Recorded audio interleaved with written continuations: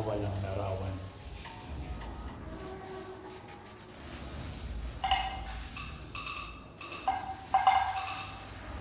We're talking to locals, and they were asking, where are you from? Where are you from? So I have friends from Korea, from Poland, the countries that Westerners know more in general. When they ask me, oh, the Philippines, oh, where is that? The times I was noticed for being Asian, I would receive comments like Asians are hard workers, that's why we love to work with them, or Asians are beasts in music, or Asians are quiet and polite and respectful all the time. Oh, in the Philippines, oh, where is that? Southeast Asia. And then they just moved on and asked the other person instead of like asking further questions that signal that they're interested. And then there you go. Then you kind of get into that I don't matter. You kind of get into that feeling of where am I as a person of color in this society? There are a lot of Asian women who are married to Germans, and I think there is this stereotype that we are not as outspoken as our European counterparts. So this is why being Asian always means quiet, subordinate, things like that. We feel it in our professional lives. We sometimes feel it in our personal lives as well, when we're surrounded by a predominantly white group. In certain summer festivals that I've attended, I felt invisible when people from the top 10 conservatories and colleges of music in the United States would congregate and just name drop. I'm fortunate that I work mostly with women artists or directors. Somehow, I always find them or they find me. Although sometimes I do feel that my male colleagues are tiptoeing around me. It's as if they try so much to be careful around me, watching out for their comments and trying not to offend me or mansplain things. I guess one of the biggest struggles as an immigrant person of color in Canada would be how Canadian society, how the Canadian academy looks on our credentials or where we've studied, for example. Like, I feel that I've already studied as much as I can from where I was from, but when I moved here, all of that didn't matter. Do you know this person? Oh, he went to IU. Oh, I studied with this person in Manhattan School of Music. Oh, this person in Juilliard. Oh, he's such a nice person. Good violinist. Until very recently, the only jobs I've had were entry-level positions. I've always applied for like a supervisor or like a higher position. In all of these roles, I was rejected. In reflecting, I was like, why was I denied all of those roles in the past? Roles that went to people who were just as qualified as me, but were white. This need of representing women in the arts. There are constant events or concerts featuring women composers. I mean, why do we need those spaces? You can already see the irony there. We have not yet reached the point of equality if we feel the need for those spaces, and if you're still referring to women composers as women composers. Then I can't really contribute to the conversation because I'm not in that circle. I did not study in those schools, and I felt invisible. It's like it's this elite group of musicians from these schools, and I'm just like an outsider.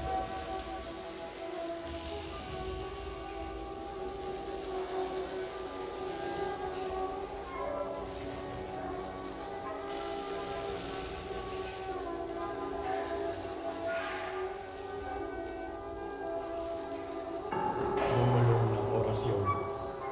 Tandaan ang kinalugaran. Dapit hapon sa parang.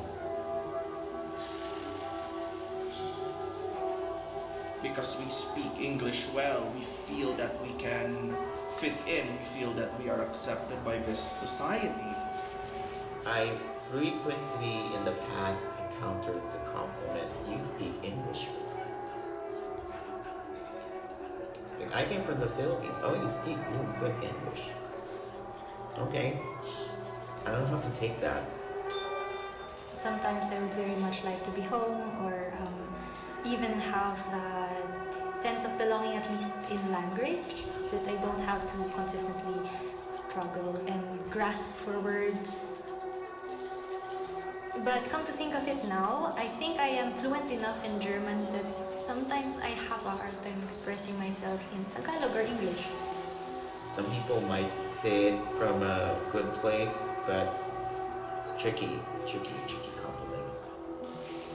Being the only Filipino in the conservatory, I could not really relate to other classmates or colleagues, and I was always alone. I did find friends, mostly with English-speaking people, all because I could express myself better. As a performer, I've literally been told to speak slower because people might not understand my accent. But I also would like to add that we Filipinos are not all equally fluent in English. Perhaps not enough to sustain hour-long conversations without having the need to code switch, right? Of course, even if we spoke the same language, I could not really relate to them. Speaking the language doesn't mean you have full understanding of the language. No matter how good we can get, we can speak English as well as they can. We can have the same work experience. We can be part of the same associations, but there is a fundamental bias in the system that would disenfranchise me over someone who would be at my level normally. You know, funny thing I've realized in the past, like, the US colonized the Philippines. How come we didn't have any reparations for that? We should have reparations. Heck, one of our official languages is English. It's because of America. Are we gonna get into the language politics of French Canada? A lot can be said about how Quebec is protecting their language. Is it too rigid? Is it too inflexible? Or should we just let languages live and eventually we ourselves will lose our own fluency? We get assimilated. As dialects do, as dialects get more and more standardized, and then we end up losing our identities.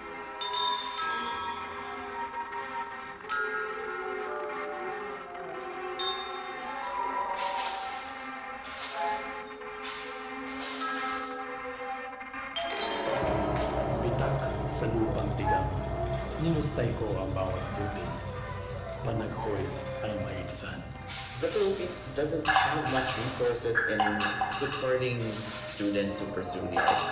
We don't have scholarships or government support for people to take further studies in Juilliard or in MSM or UN Institute of Music or in IU. I was so focused on studying. I was so focused on finishing on time and doing this well because I always had that mindset that I will go back to the Philippines. I have to finish this now. My finances are running out. I have to do this in our numbers. So I did not even allow myself to explore. It's expensive to study in those schools. Really, really expensive. And in the Philippines, we don't have much connection with the greater area of violin string playing. We don't have strong connections with teachers in other schools in other countries or world-class performers. These schools have a lot. Some of the students even go there just for the connections that they'll be having. I did not. I haven't really taken notice because I haven't been really out much ever since. I was always the type that went to school, went home, went a little bit into the city to shop or buy groceries and then come back home. I wasn't really sociable the whole time. There was a lot of unfinished business in my life as I moved to Canada. My mom had cancer at that time. I had a troubled relationship with my stepfather. So it wasn't the best transition. My world was UP Diliman, and now, I live in this country and suddenly I can go anywhere. It's like, oh my God, this is so privileged. I don't know what to do with this. My visa, I'm an international student, ties in with a school. If I only apply to those schools and I don't get in, I would have to come home. I was thinking that my application would be put on the side because I didn't go to ASPIT, I didn't go to Interlochen, I didn't study with this teacher. My teacher, they don't know who that is.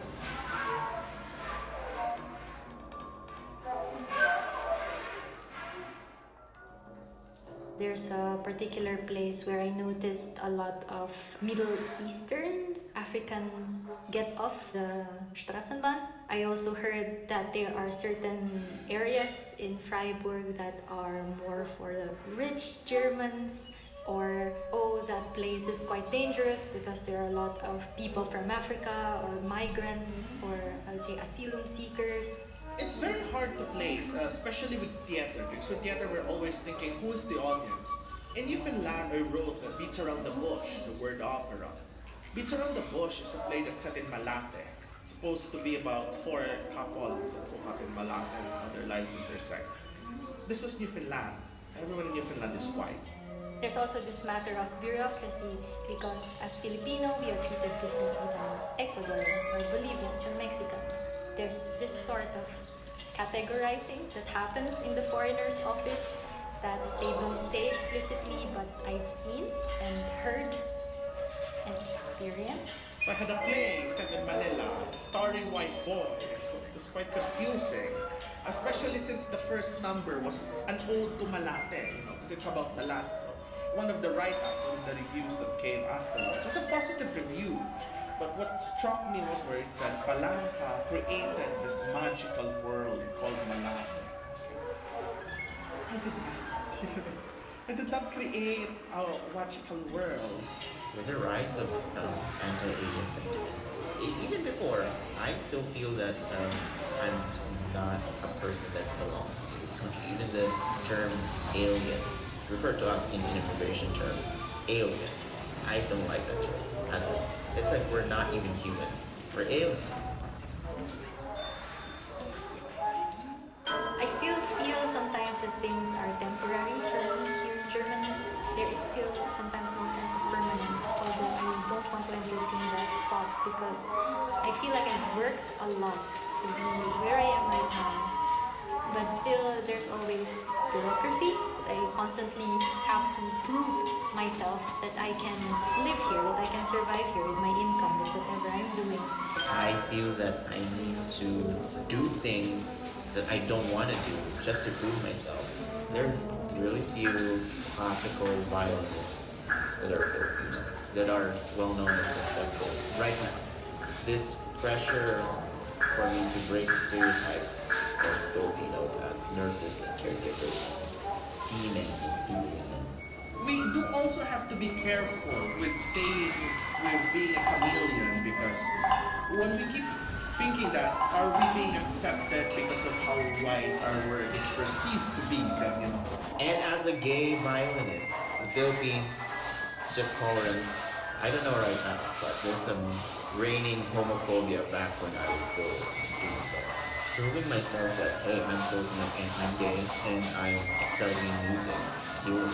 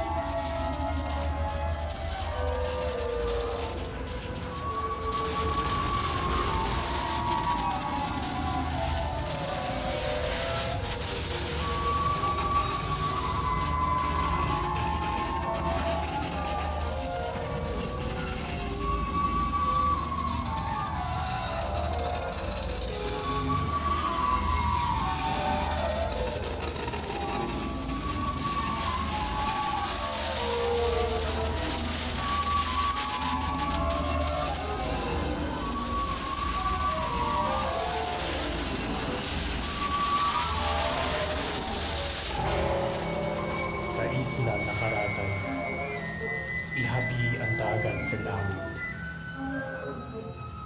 Ligaw na matalayan.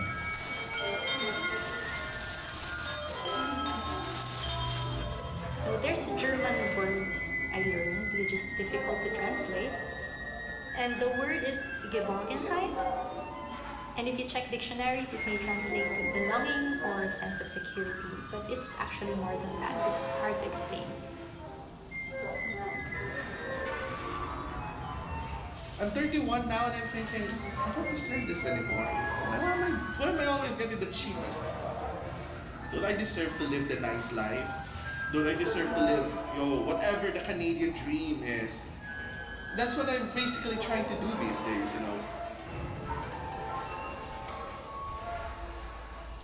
The West has more opportunities, and I'm afraid that when I go home prematurely, I won't be able to take advantage of those resources. Or if I can, it will be much more difficult. There's a fear of stagnation. It's like feelings of, for me, waking up to the smell of coffee and hearing Baroque music on the background. That image immediately screams home to me because that's how my dad is in the mornings. So when I wake up and I have that, I know I'm home.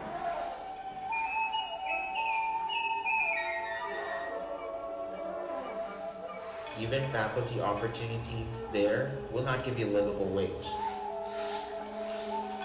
The freedom that I have here, living as a gay man, going home, I might sacrifice some of that freedom for the sake of job security, for the sake of being safe.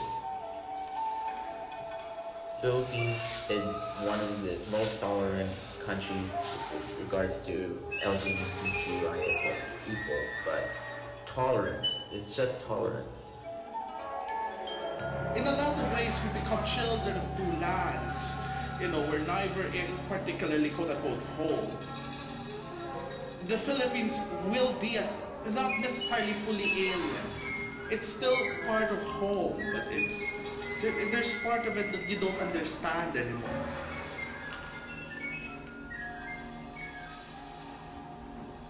After all the struggles of trying to stay here and being able to finally find work that actually can support me,